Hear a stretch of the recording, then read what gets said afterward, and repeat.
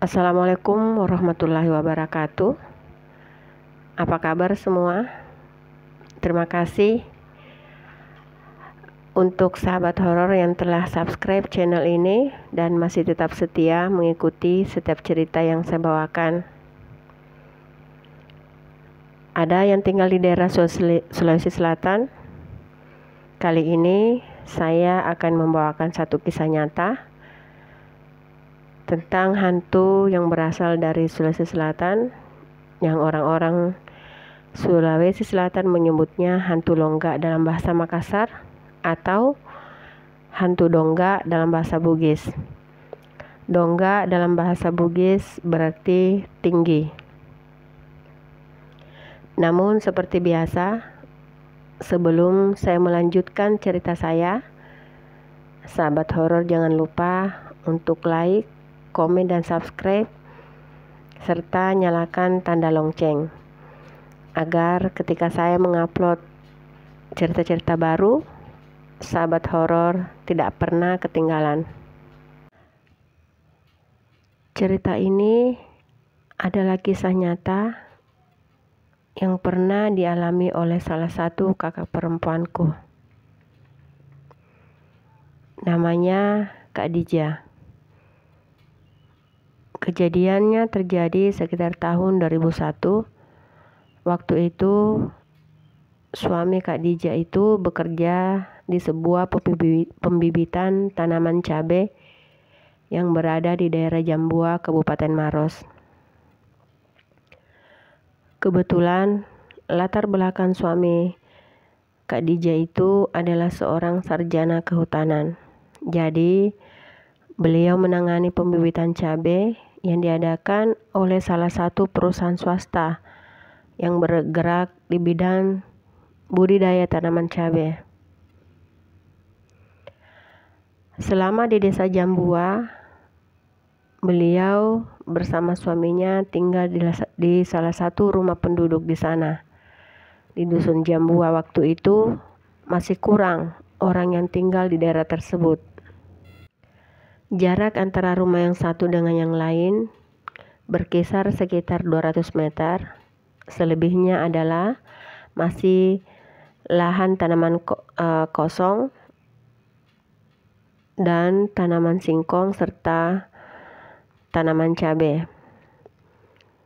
Di desa Jambua, Kak Dija bersama suaminya tinggal di rumah sepasang suami istri yang berusia sekitar 60 tahun bersama anak dan cucunya. Orang-orang di desa itu memanggilnya dengan sebutan Uwa. Di rumah itu, Uwa tinggal bersama dengan istri dan salah seorang anak dan cucunya. Uwa ini memiliki 3 orang anak. Satu berada di Kalimantan dan satu lagi tinggal di salah satu pulau yang berada di kota Makassar. Rumah Uwa berhadapan dengan sebuah sungai yang merupakan tempat aliran sungai PDAM. Daerah Jambua dikenal dengan tanahnya yang subur. Jadi tanaman apapun yang dibudidayakan di tempat itu, maka akan tumbuh dengan subur. Rumah penduduk di daerah Jambua rata-rata adalah rumah panggung, termasuk rumah Uwa. Penerangan juga masih minim. Dan suasana di tempat itu seperti suasana di pedesaan pada umumnya, sepi, sejuk, dan jauh dari keramaian hiruk-pikuk kendaraan. Setiap hari, Kak Dija membantu suaminya merawat tanaman cabai. Pagi sore disiram, diberi pupuk, lalu dirapikan tangkainya dan daunnya jika ada yang kering.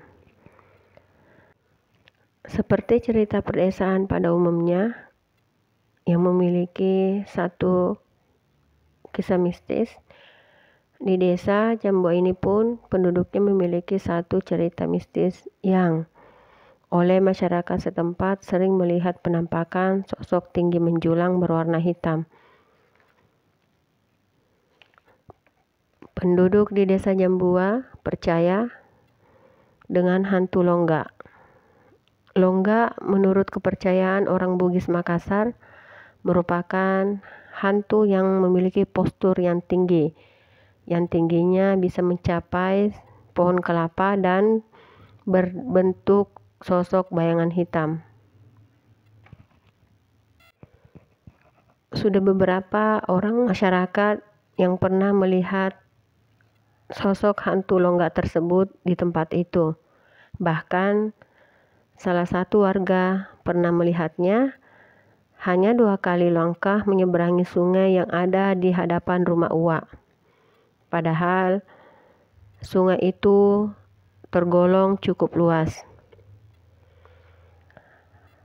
Oleh karena itu, Uwa selalu berpesan kepada suami Kak Dija untuk selalu berhati-hati di daerah itu.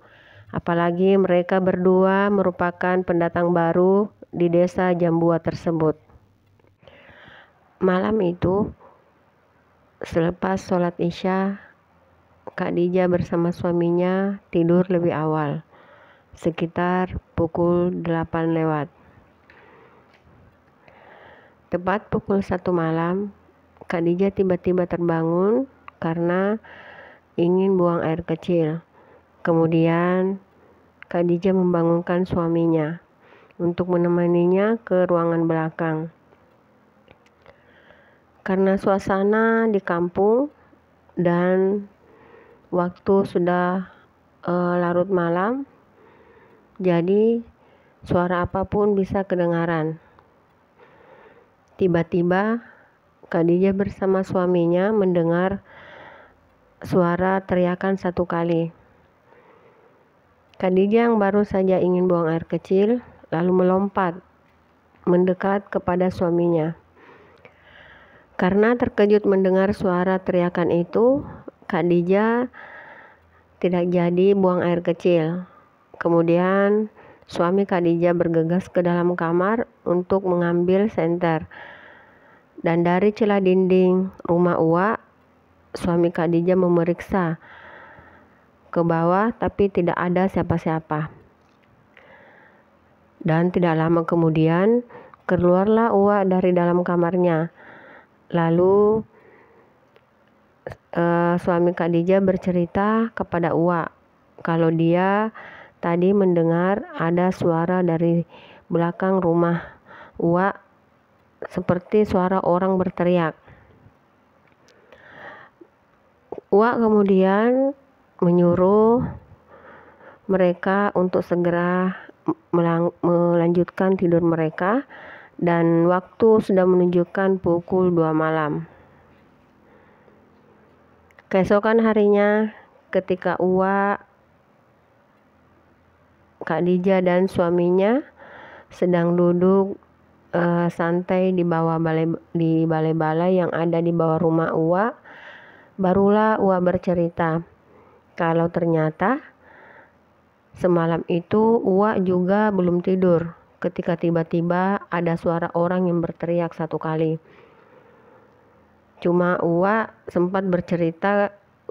tidak sempat bercerita kepada suami dan Kak Dija.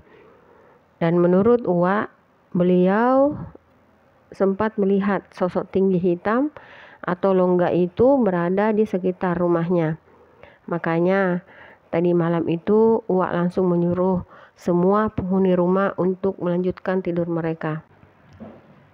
Menurut Uwa, jika seseorang melihat sosok hantu Longga itu dan orang itu terkejut, maka bisa mengakibatkan orang itu jatuh sakit. Bahkan bisa sampai mengakibatkan orang itu meninggal dunia jika tidak segera diobati. Mungkin meninggalnya orang itu karena disebabkan oleh perasaan kaget yang dialami ketika melihat sosok Longga yang bertubuh tinggi seperti pohon kelapa dan berwujud bayangan hitam. Kisah Longga di daerah itu tetap menjadi misteri sampai Kak Dija dan suaminya meninggalkan tempat itu mereka belum pernah melihat langsung penampakan sosok longga tersebut. 1 tahun kemudian, kontrak kerja suami Khadijah di perusahaan swasta yang bergerak di bidang budidaya tanaman cabai tersebut berakhir. Dan bersamaan dengan itu, suami Khadijah juga diterima bekerja di PNPM Kehutanan, dan beliau pindah ke Kecamatan Camba, Kabupaten Maros. Oleh masyarakat Sulsel, hantu longga merupakan salah satu hantu yang ditakuti setelah hantu Popo dan Parakang. Sampai sekarang, penampakan dari hantu longga itu masih sering terlihat di daerah pelosok di Sulawesi Selatan.